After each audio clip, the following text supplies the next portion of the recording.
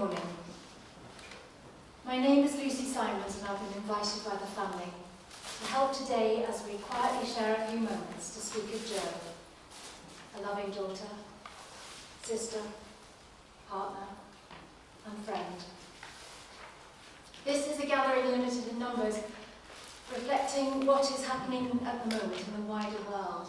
But these moments, right here, right now, will be no less meaningful. It is with sadness that I acknowledge that not everyone who would wish can join us this morning in this beautiful place. We hope listening to music Jo loved, some actually sung by her, as we share memories of this wonderful woman in this natural place, will provide some comfort to all of those who feel her loss so keenly. I'd like to invite Charles, Jo's father, to come and say a few words.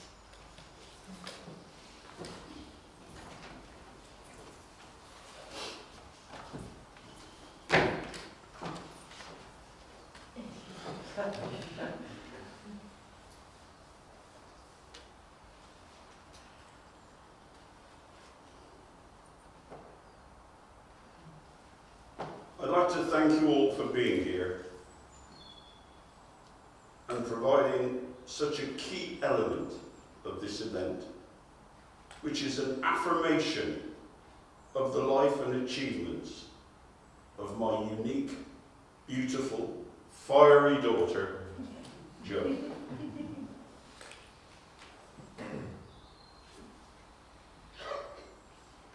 Nothing in life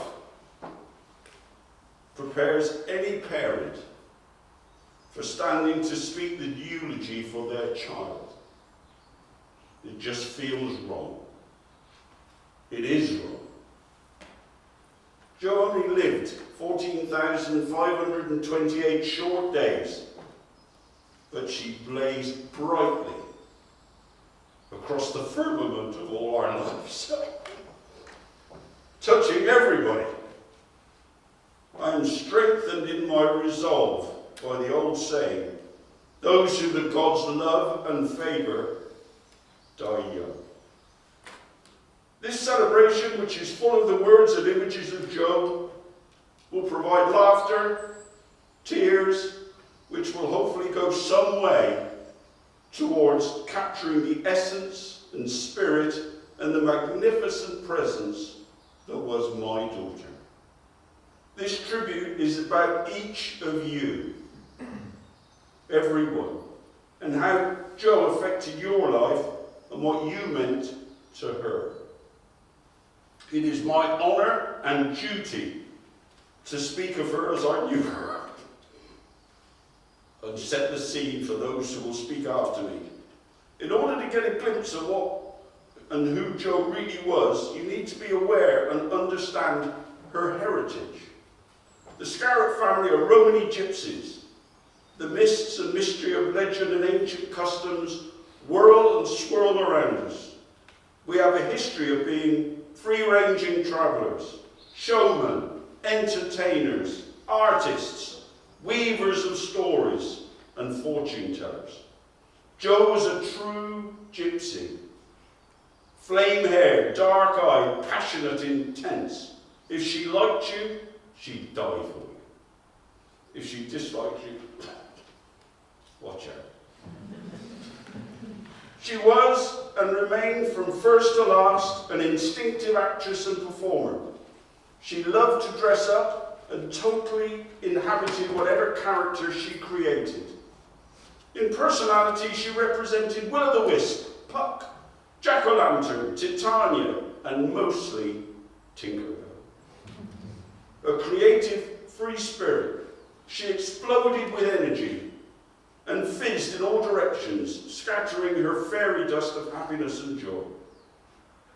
From a very early age, she was a genius at adapting to whatever circumstances she found herself in and blending in seamlessly. Within 30 seconds of getting off a plane, be it in the USA, Barbados, or China, she was immediately talking and acting like a gracious Southern belle, a Bayesian princess or a Chinese mandarin. But her supreme stage of operations and most successful performances were at Disney World, Florida. She adored the place and came alive whenever we visited. She often dressed in Disney costumes while walking around the park, not just as a child, but into her 20s and 30s. The slideshow of pictures to follow will show her as Minnie Mouse, and also Anna from Frozen. But I remember as many more, mermaids, princesses, many others. She took on so many roles and revelled in them. She was a huge success wherever she went. In truth, she was a Disney character come to life. Young children would often approach her in the parks and say, breathlessly, "Are you Ariel from Little Mermaid?" Or when she was with her sister, if they were Anna and Elsa from Frozen. She was once offered a job by Disney to star as a face character in Disney Japan, but decided not to take it. Their loss. I look around the room again, and I see people from all phases of her short but meteoric life, all of whom she loved and fiercely supported.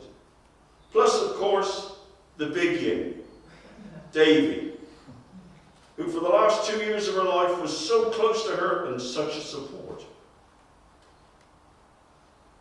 They found something special within each other, which meant so much to both of them, well and Davy.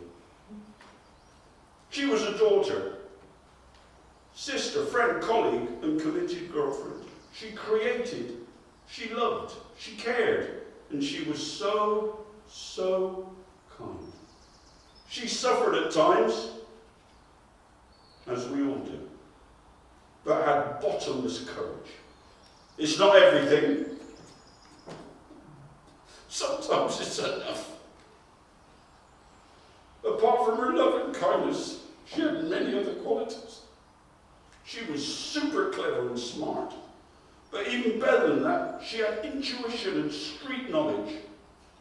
If the situation demanded it at work or in life, she could be a stern opponent and even ruthless. She was fearless. And even though standing no higher than 2 bricks and a piss pot up on top of each other, she would not be bullied. She was tenacious, self-motivated and driven when working on something she believed in. To underestimate or take her lightly in any dealings was a serious and possible costly error of judgment.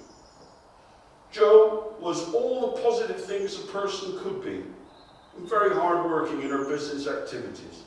However, that is not to say she didn't have any quirks and peculiarities. Without warning in her teens, she suddenly became a gooner. She spoke knowingly of Patrick Vieira and Thierry Henry and their failings, but was confident Arsène knew what he was doing.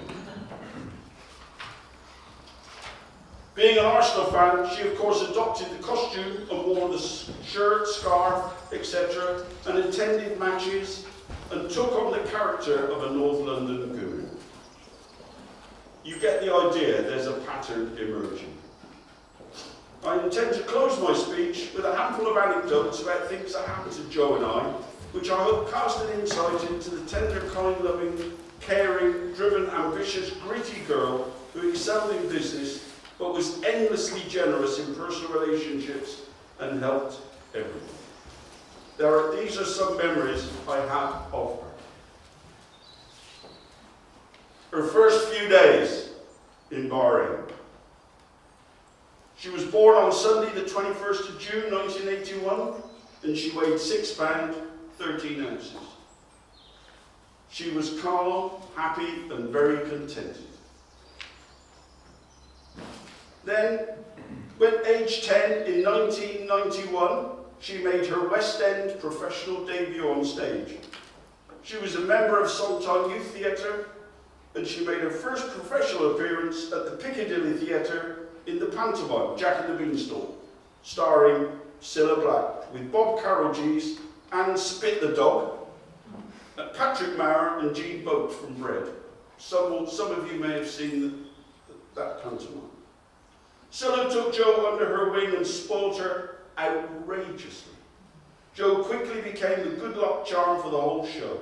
She adored the experience and glowed with excitement and joy. She sang, she acted, she danced in the cast for the ensemble production numbers, had a small singing solo, and dominated as a giant at 4'11". Jo was totally in her element and was immediately, of course, total West End veteran. She was very attentive during strenuous, long hours of rehearsal and totally professional and nerveless on the opening night and for each of her performances. The costumes, the adrenaline, the applause, she lived for it. It was a life in which she flourished. Then there was college. Jo very badly wanted to be accepted at the prestigious London College of Fashion and Design, part of Central St Martin's. The selection process was long and difficult and finished with all the applicants taking a portfolio of their work to the college at 9 o'clock and leaving it there for consideration so the final candidates could be chosen. Then returning back at 1:30 to read the results posted on the door of the college. Jo and I delivered the portfolio at 9 o'clock and then had a long wait until 1:30. We did the tourist thing, Tower Bridge, Oxford Street. We returned at 1:30. It was a make or break moment. Jo walked up to the door, turned around and said, "Term starts September the 9th.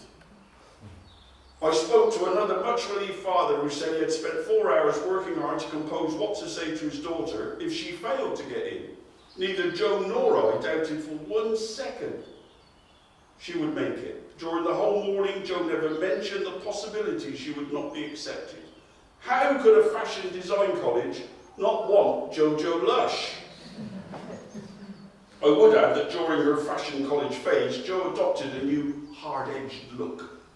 The costumes she chose were baggy combat camouflage trousers, tight sleeveless t-shirt, black leather gloves. She looked like she was hunting for supervillains to arrest.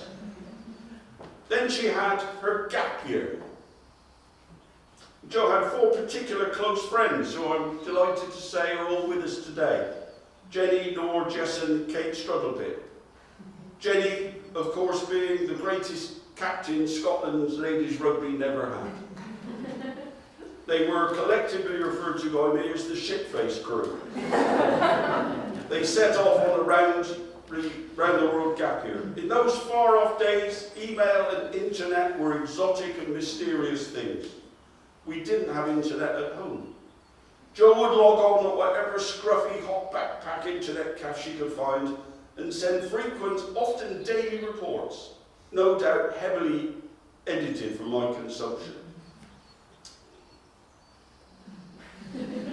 I would go to my office every Saturday morning, where we did have internet, and work through the slow, complicated process of logging on and read of her exploits.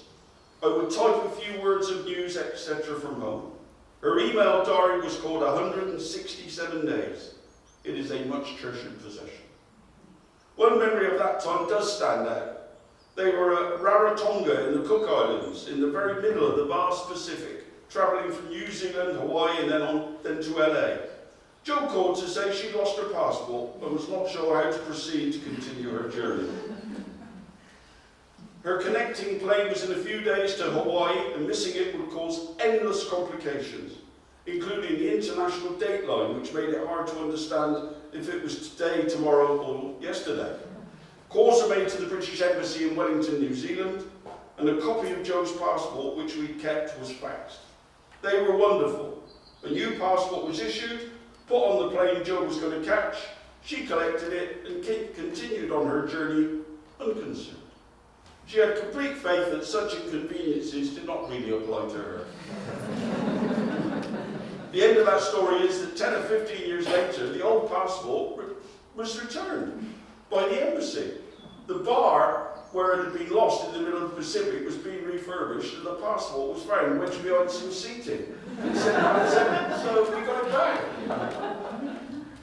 Shanghai. Jo set up and managed a very successful design manufacturing business in Shanghai, supplying handbags and belts in New York and throughout the USA.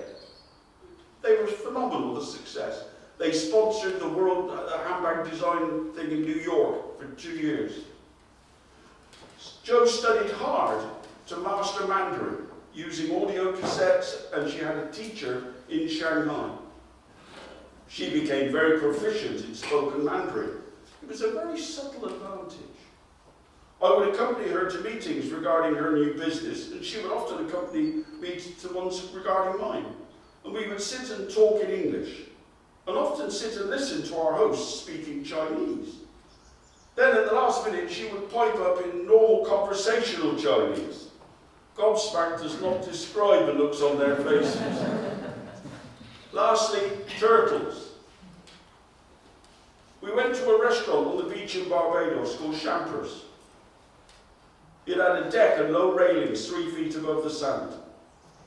The girls looked gorgeous in their finery, makeup, shoes, hair, film stars. When dinner was nearly over, Jo suddenly stood up and stared hard at the sand a few feet below us. Young turtles were struggling out of the sand after hatching and starting the long, perilous journey to the sea. In an instant, dinner and fine clothes were forgotten, and they were both scrabbling in the sand, ensuring that the majority of the tiny turtles did make it to the safety of the water. Those few anecdotes represent only a tiny fraction of what I could say, and I'm sure each one of you has many, many of your own. She was the sort of girl that created stories in history wherever she went. I cannot close without mentioning Jo's sister Becky, who has done an outstanding job orchestrating this event. Multimedia, under difficult emotional circumstances, supported by her mum and endless cups of tea, cake and everything else from Andy Murray and David. She has created a magnificent tribute to Jo and can be immensely proud of her achievement. Lastly, for myself. In the Disney film The Little Mermaid, Ariel gains her freedom to live amongst humans with the man she dreams of, but has to ask her father, King Triton, for his permission. He knows she will never be able to return and he will lose her forever. Being a father, he hides his true feelings and tells her how delighted and happy he is for her. Thinking only of her, he welcomes the news. Then, when she is gone forever, he says, now all I have to do is learn how to live without her. Jo Scarrott. Thank you.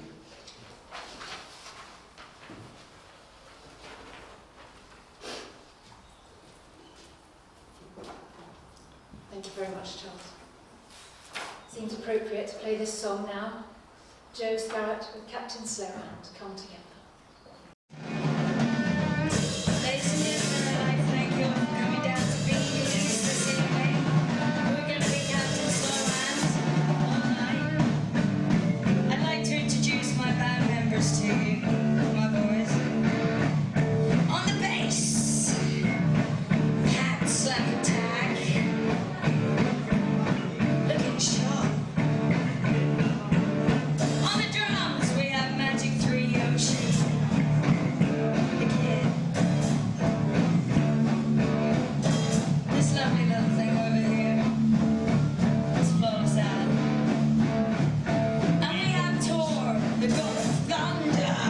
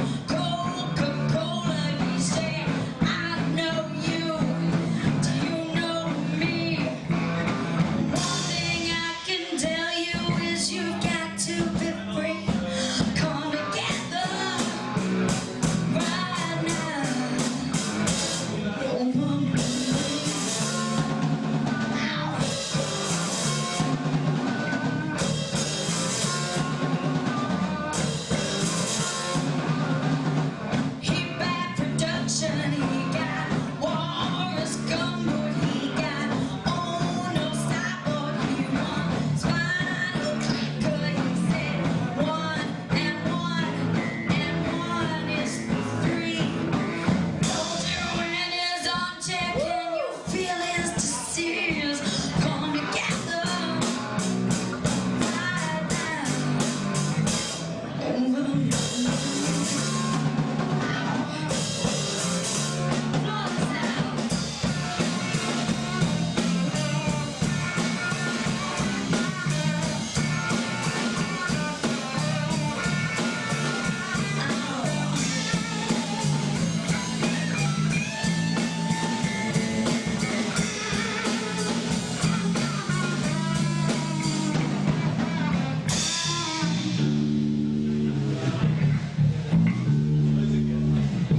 he roller coaster, he got early warning, he got mud and water, he smoked mojo filter, he said, I know you, do you know me?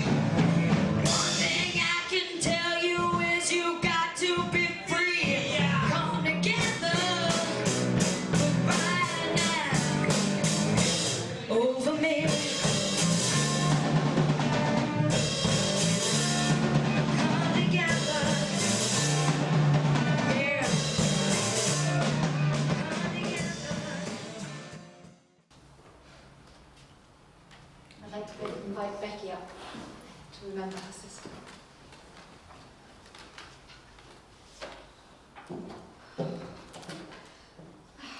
The best thing about Jo as a sister is simple.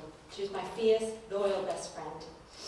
And even though I now write for a living, she said it better than I ever could on Facebook in 2018. So I'm quoting Jubs now. Sisters always have each other's back. They love you when you're a knob end, but they also set you straight on stuff when you've got lost somehow and forgotten yourself. They value you when you forget to value yourself. Without each other, we'd be utterly basic. But one of us always has to be extra enough for both. That's just the way it is with Jo. We used to laugh about the lingo when booking a table in Floridian restaurants, but Jo truly was a party of one. I know my sister had dear friends, brothers from other mothers and sisters from other misters whom she treated just the same, because Ohana means family. And to be loved by Jo meant you simply became family. But let me be selfish and talk about Jo just as my sister for a minute, because I was lucky enough to be hers by blood. She was a complete artist. I knew this by the time we were 6 and 7, when Mum took us to a hairdresser called Cirrus in Teddington. They asked Jo what she wanted, and she shimmied out these huge clouds of red hair and said, Madonna. Not long after that, Mum, Dad and Jo went on a bike ride, and the chain of Jo's bike broke in the Woodland Gardens in Bushy Park, which, when you're that tiny, although Jo was always tiny, seemed miles and miles away from Manor Road in Teddington. And then, of course, the heavens opened and the rains came. They had to walk back home in a thunderstorm, and as they got back, I could hear them singing. Not Madonna for a change, but Sinead O'Connor's version of Nothing Compares to You. Why? Well, this is another direct quote from a 6-year-old. To keep their spirits alive on the long road home. Jo couldn't possibly have known at that age that that was actually a Prince song, but she had excellent taste in music and an artist's eye even then. See, if you look at one of the pictures in a slideshow in a minute that's coming up when Jo was about that age, she has this new one-shoulder dress on, and she said she felt like a wahine in it, which she obviously heard in Disney, and means beautiful young girl in Maori. And her pose in this particular photo, you'll know it when you see it, is just exquisite. And she sort of has her arms out and she's in bevel. She just looks wonderful. So of course, for ages afterwards, Wicked Wahine was one of the nicknames Mum, Dad and I had for her. Later, I called her Gupteen, Jubstar, Lil Ging, so many other names. But to other pockets of close friends, she had more names. She was Jo Fire when we waited tables together in Carluccio's.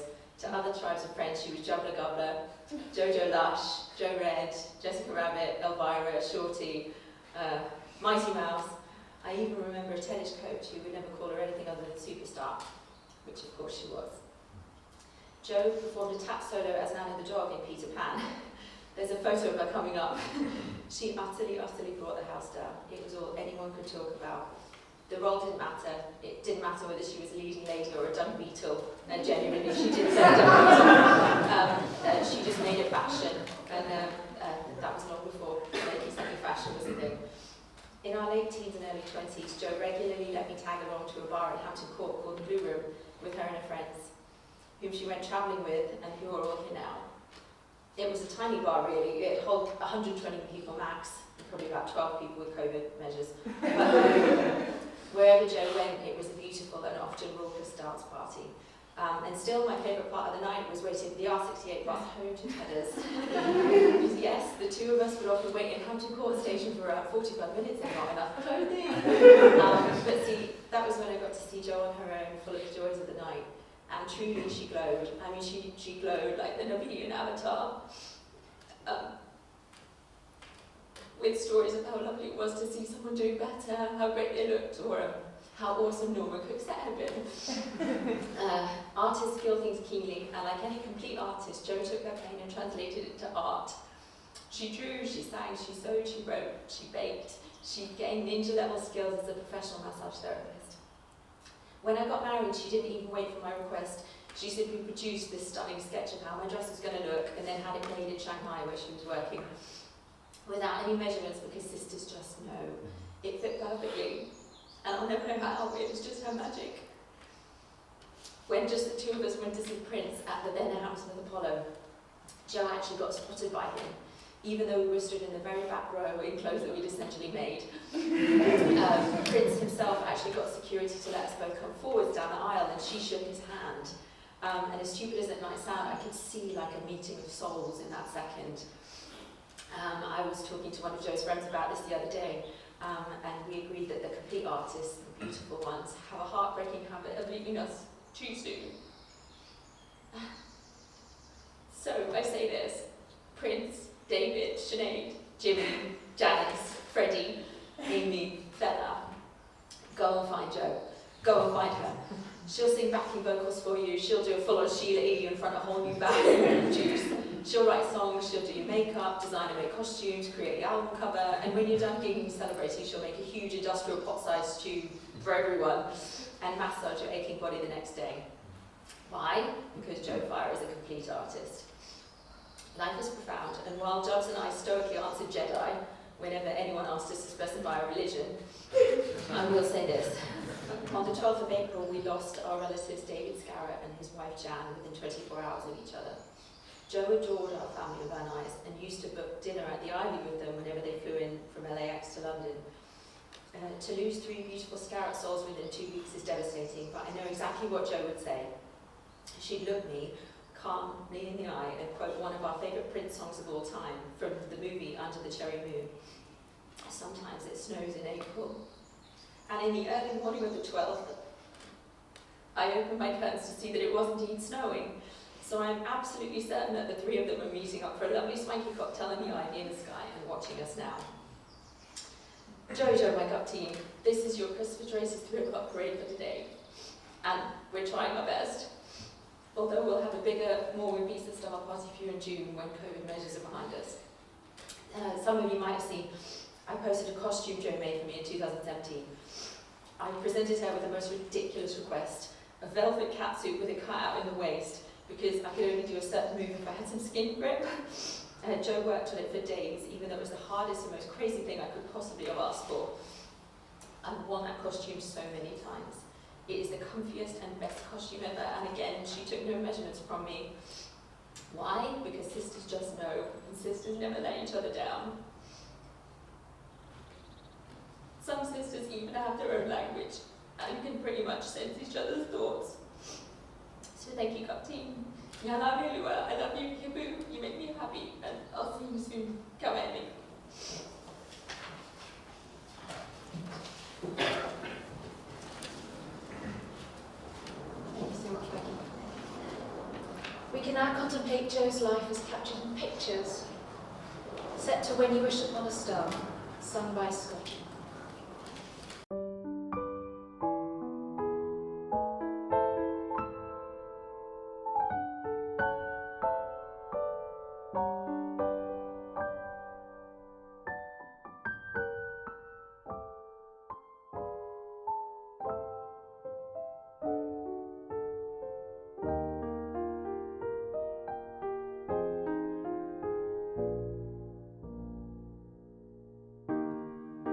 when a star is born.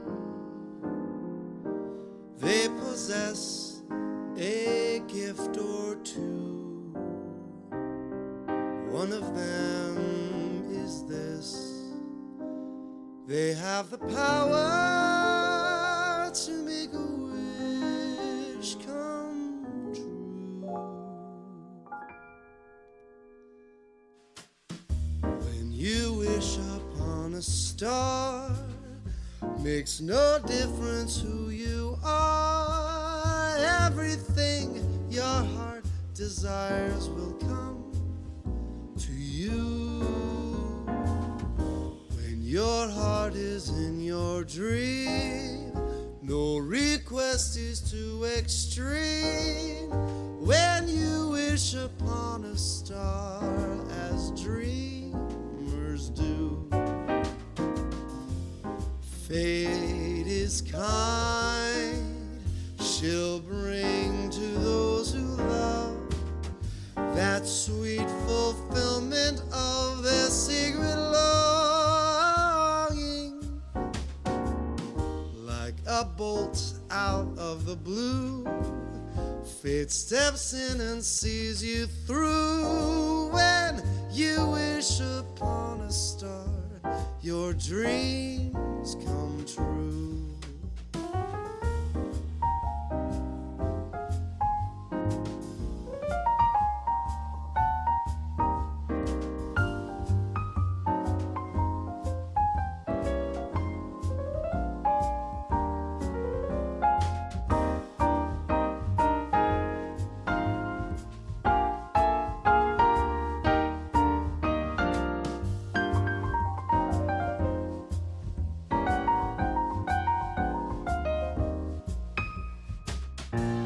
Fate is kind, she'll bring to those who love that sweet fulfillment of their secret longing.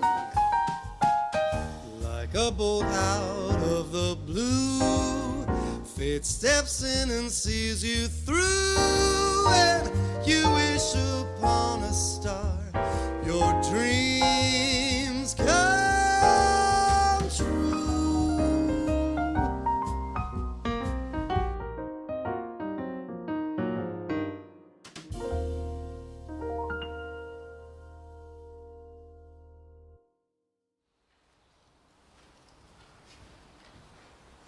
This is Joe singing The Rose.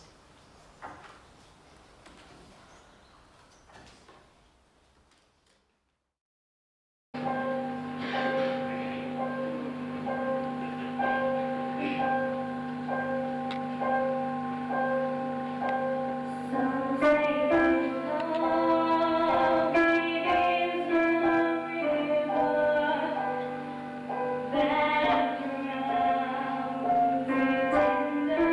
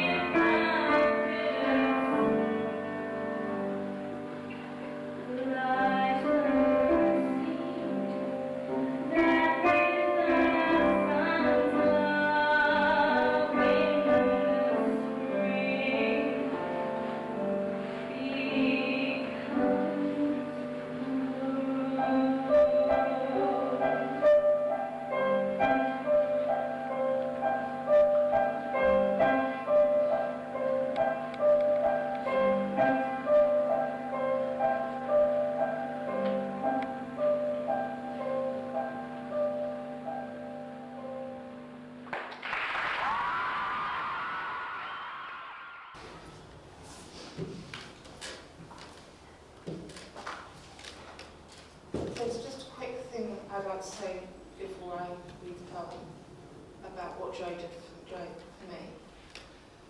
I lost my dad recently, and it was less than a year after I lost my mum, and I was really broke down about it all, and I was doing a lot of driving backwards and forwards from Kent to London.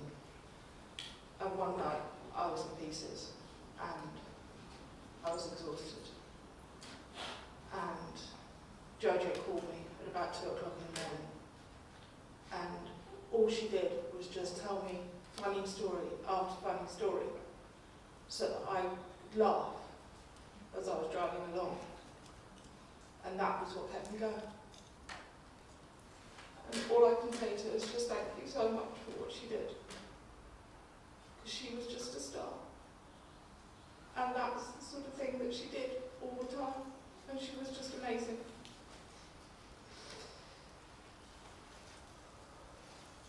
Right.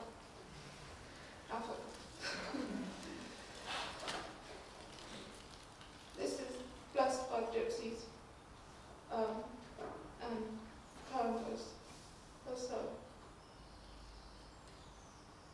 Blessed are the gypsies, the makers of music, the artists, writers, dreamers of dreams, wanderers and vagabonds, children and misfits, for they teach us to see the world through beautiful eyes.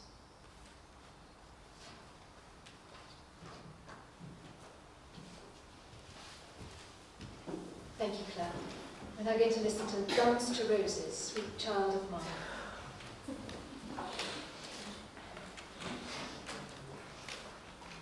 Hey Jojo, it's Gav from Guns to Roses.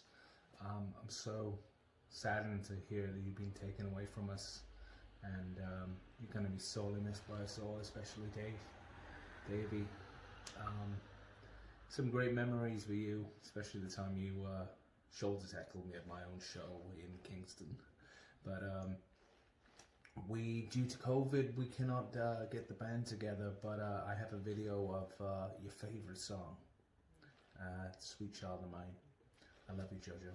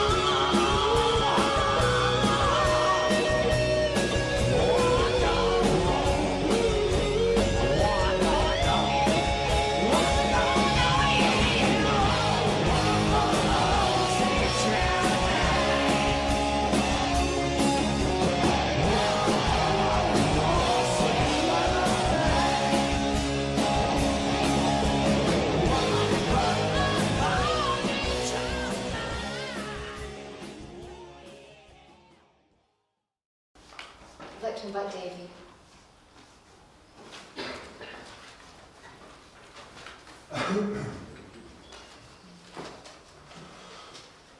I'd like to tell you the story of the past 2 years in the most appropriate to Joanna, in the form of a fairy tale. Once upon a time, a young man's whole life changed direction in an instant when he met a beautiful princess. So in October 2005, the path of the young man crossed with a beautiful princess. He knew even then, as they met, that she was special. Little did he know that his whole life would never be the same, and after 14 long years had passed, they met again. Things were much different now though.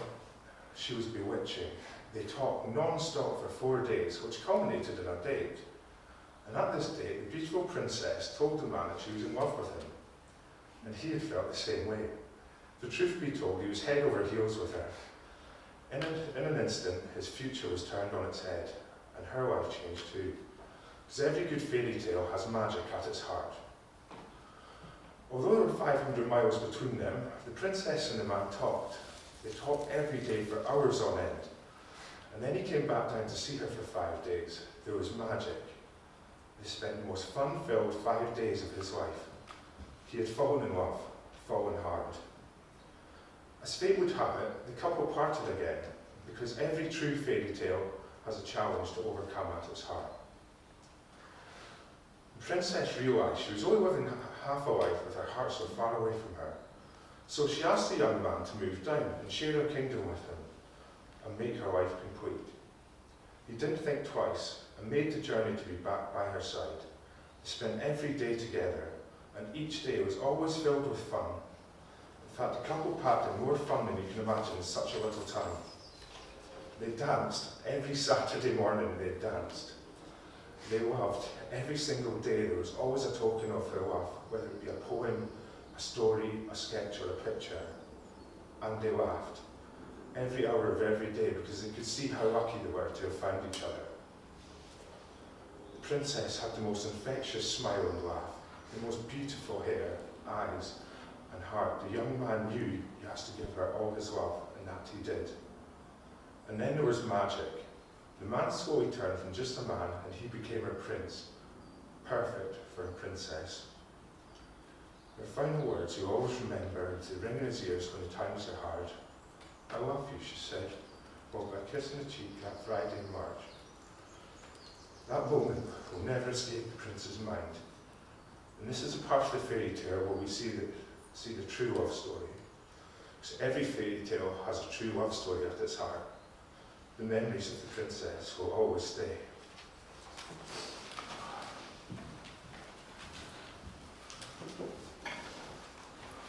Thank you, Dave. Now you to listen to Mr. and Mrs. Jones, sung by Joe.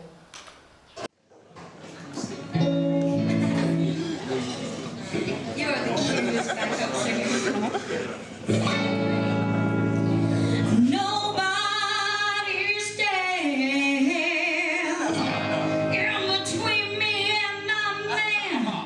It's me and Mr. Jones. Me and Mr. Jones. What kind of picture is that? You made me miss my slick Ricky, and thought I didn't love you when I did. Can't believe you played me out like that. You're not worth useless as one of all them girls you kiss. You can't keep lying to yourself like this. Can't believe you play yourself like this.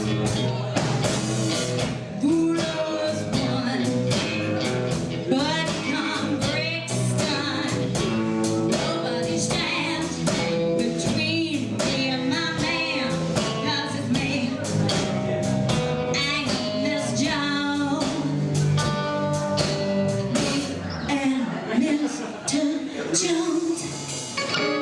What kind of photo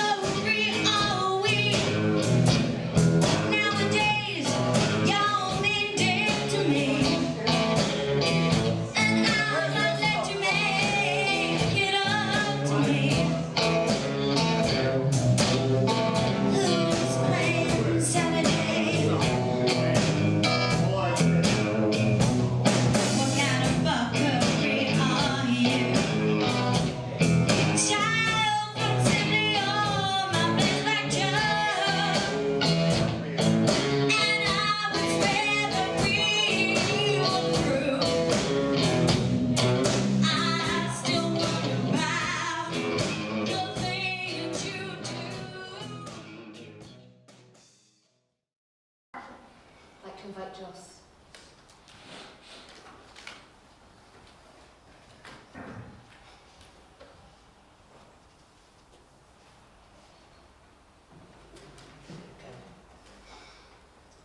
Joe was born on Midsummer's Day in Bahrain. To say it was hot would be a massive understatement.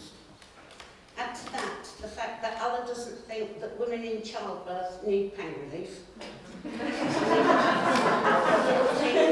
Prospect. And he was worried. Joe came easily and happily into this world with no fuss. When a nurse handed her to me, I expected a replica of her sister, who was about 20 months old at the time. No way. She was different from the word go. I looked at the red hair, and I thought of our surname, and I was worried. Again, I didn't need to be. You see, Jo didn't burn in the sun, but she just turned a lovely shade of brown. And she would stand no nonsense. When 5 years later I was working at the same school that she attended, her teacher came to me in the staff room one day and said, "I didn't know Jo did karate." I said, "No, Jo does ballet, she doesn't do karate." Out in the playground, Jo was giving a very passable demonstration of karate. And I realised that she wouldn't tolerate any bullying. She was little but strong, and she'd fight for her rights. Jo loved the idea of fashion from a very early age. As the younger sister, hand-me-downs were inevitable, but to Jo, not always tolerable. One day she must have been in year 1, and it was pre-school uniform days, and I put some of Becky's outgrown clothes for her to wear and went downstairs. Minutes later, the jumper and the dungarees came flying down the stairs. Jo proceeded to select her own outfit and was downstairs to breakfast later. I like to think that Jo had a happy childhood. She made some lovely friends, some of whom are here today. She was always kind and considerate to others and ready to help any new pupils or outsiders to feel included. And she would befriend any lonely children if she could. As she grew up, it was apparent that Jo loved the arts. She loved crafts, drawing, painting, sewing and knitting. One day she decided to colour in the dining room wallpaper to a shade that she liked better. Another time she covered every surface of her bedroom furniture with mosaics made from old tile fragments. Despite her size, she played netball, tennis, did gymnastics, and she loved her ballet and tap classes. She was brilliant at tap and eventually taught younger pupils in Teddington. She loved the stage productions at Songtown Youth Theatre. She did pantomime with Cilla Black, and she sang with joy at any opportunity. But she also loved horse riding in Bushy Park and later in Weymouth, something we both loved. When she continued to Esher College and on to university to do a degree in costume, we all learnt never to walk around the house in bare feet. The floor was generally covered in fabric offcuts and hundreds of pins. I used to prepare myself for many scenarios when coming home in the evening. One day of note, I remember being confronted by about 10 half-naked men in half-finished sailor suits, all making the fridge. Jo had to work very hard to save for her gap year travels, but I'm so pleased she managed it. The friends she travelled with are here today, and I know they all had the time of their lives, visiting amazing places and learning a lot from world travel in different lives and cultures, as well as budgeting. I remember a message from Jo saying that because they crossed the date line, they had 2 Saturday nights. They hadn't budgeted and what should they do? I could talk forever about everything Jo managed to pack into her short life. How she set up fashion shops in China and designed all the clothes. How she learned Mandarin and would know her way around Shanghai and all the neighbouring quite iffy factory towns. As she designed handbags for Macy's and lingerie for Dita Von Teese. I could also talk about her love for Disney and her brilliant planning, the schedule, which ensured we had the best fast passes ever and all we needed for a fantastic holiday. How in Weymouth she could shop oysters and gut fish with the best.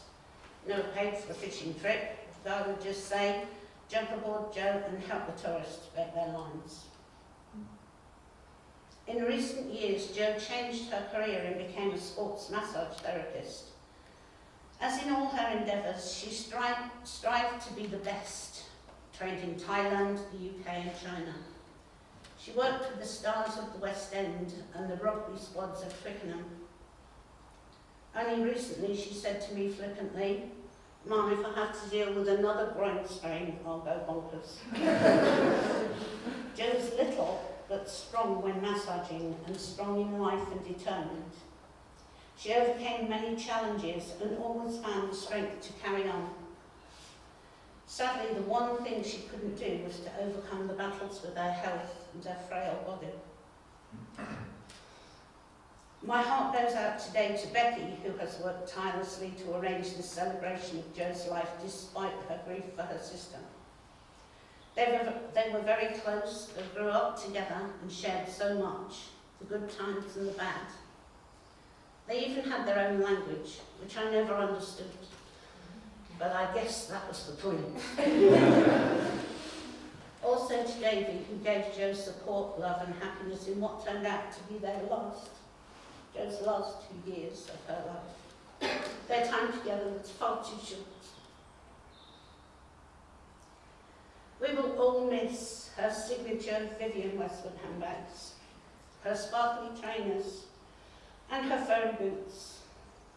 We all miss her smile, her warmth, her sense of humour, her determined spirit, and her kind heart every minute of every day. We realise now just how blessed we were to have shared in her life. Jumps. Rugby loves you lots.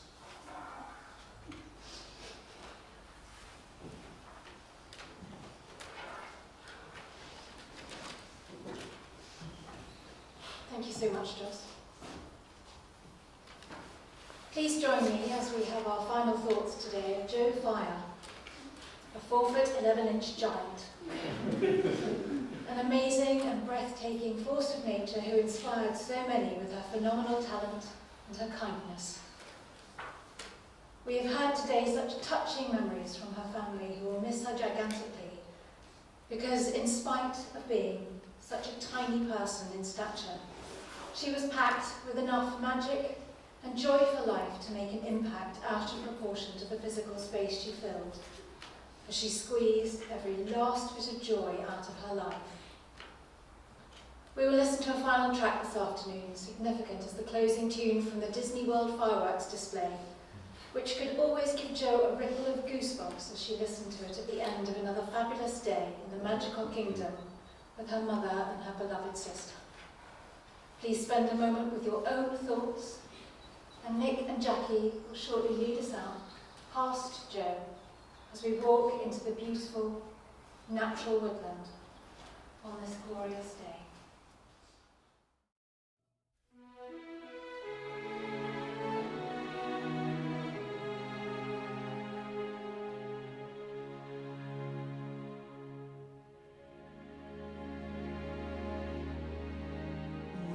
The stillness of the night, there comes a time to understand, to reach out and touch tomorrow, take the future in our hand. We can see